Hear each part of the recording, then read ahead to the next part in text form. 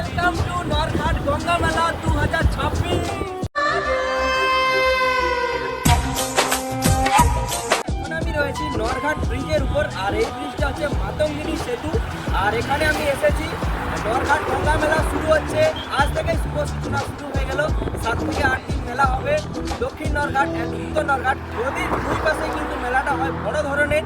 অনেক ক্রিয়েটার কি হয় এই মন্দিরটা দেখায়। তো এটা হচ্ছে নব মন্দির, আর আমাদের ওই পাশে রয়েছে কিন্তু আদি মন্দির। তো আজ এই ভিডিওর মাধ্যমে আমি আপনাদের দুটো মন্দির দেখাবো।